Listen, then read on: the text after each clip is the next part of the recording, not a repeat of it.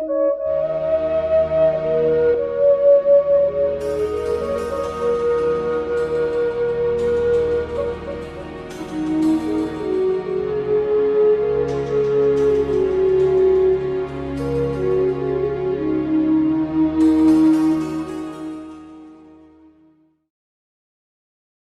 do Hindus apply ash or vibhuti on the Not forehead? all. In certain tradition, yes, you apply Vibhuti, that is more of Shaivite. Those who Sandalwood worship for Shiva, the sandalwood, and Vaishnava. Vaishnava. And then Shakti, you have the red kumkum or whatever.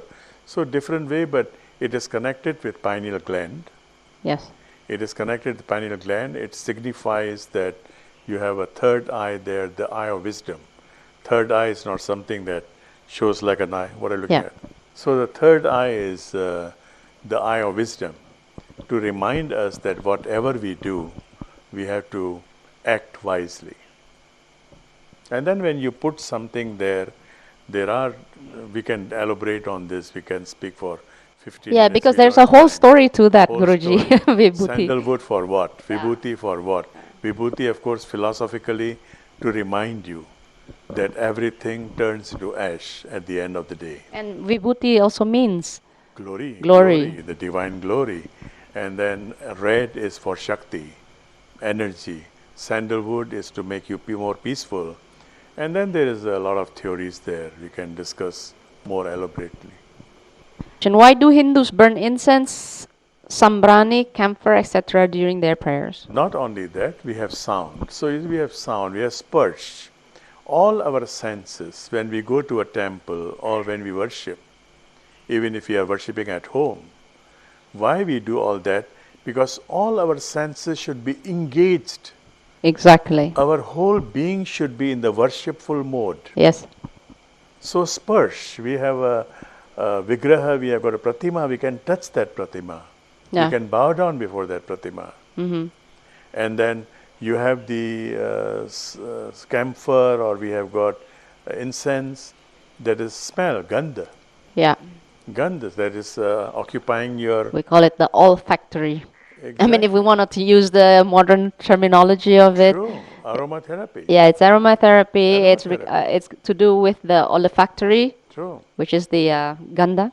True, and then you have sight. You have beautiful pratimas, visual, vigraha, and then you have to beautify the temple. The temple should be beautiful. And sound. Sound, yes. You with have sound chanting, of chanting, ganta or bhajan. So all these senses are occupied. Not a single sense remains unoccupied. And mithai, prasadam. Prasadam, and that has to be tasty. That has to be delicious. We call it the gustatory factor. Because sometimes people wants to have it. Oh, do you have a very scientific, terminology of it? There you go. Gustatory, Exactly. olfactory, auditory, Yes, kinesiology. all these are to occupy all our senses, so we don't go around. The senses are not moving around, moving wild. Why do Hindus offer food during prayers? Does God wants it or eat it? Why not? Your God, Brahmarpanam, Brahmavir.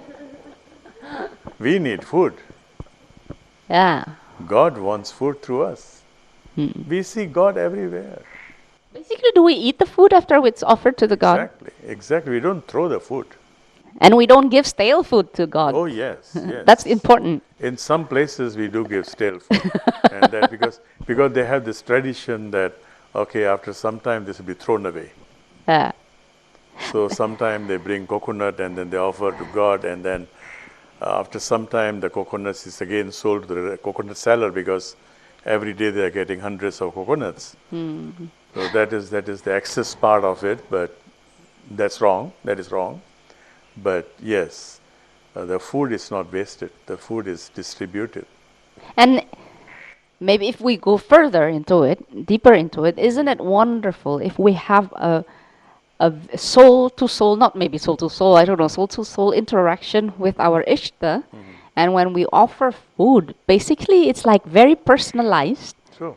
And of course, when after we offer the food, the prasadam, it gets eaten by us. But in that sense, also like, oh, I'm giving it to the one I love, and I would love to eat the prasadam that has been offered to the one I love. It's like more personal. It's more personal. Beside that, we also have sayings, maxims like Atithi Devo Bhava, you know. Yeah. Regard your guest as God, regard your mother as God, regard your teacher, regard your father as God. So to serve, basically is to serve. The idea is to serve. Serve the Almighty by serving humanity and society. Why waste milk on deities? This is something that is to do with the society. Okay? In India, the social norm was such that people were drinking milk.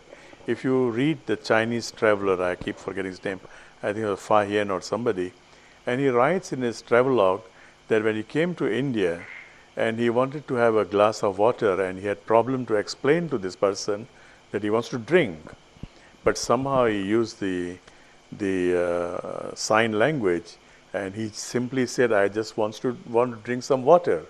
And they brought him milk.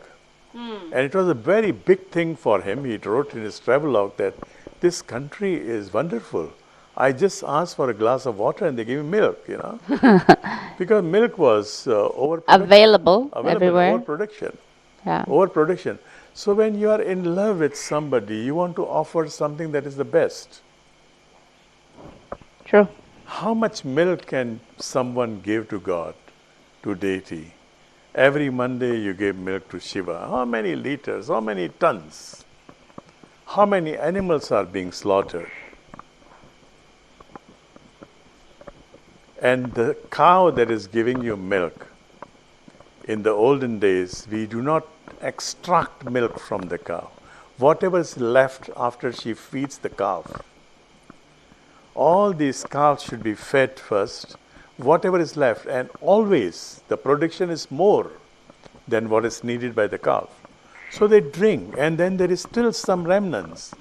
There is still some sisa, shesh, and that shesh is offered. Nothing wrong with that. Some people offer animals, they don't have any problem. We offer milk. Do you think it would still apply in now modern life?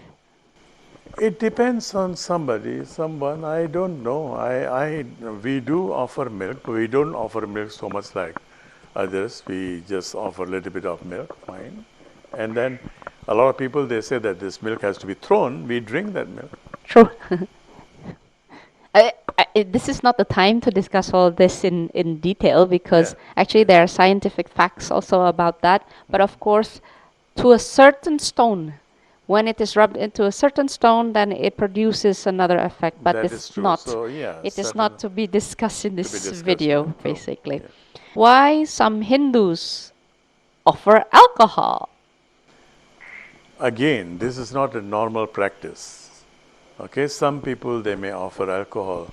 Now, when you talk about Dharma, you talk about Hindu, it's an encyclopedia. It's an encyclopedia. You go to man who is alcoholic, what will he do? Yeah. You know, when Rama was passing through a forest and he met Shabri, and Shabri didn't have anything to offer, but she was waiting for Rama. And she only held wild berries, which are most of the time they were sour. They are not very sweet. So what she was doing, every berry, before she offers to Rama, she would taste it first. Yeah. Is it sour or sweet? Sweet.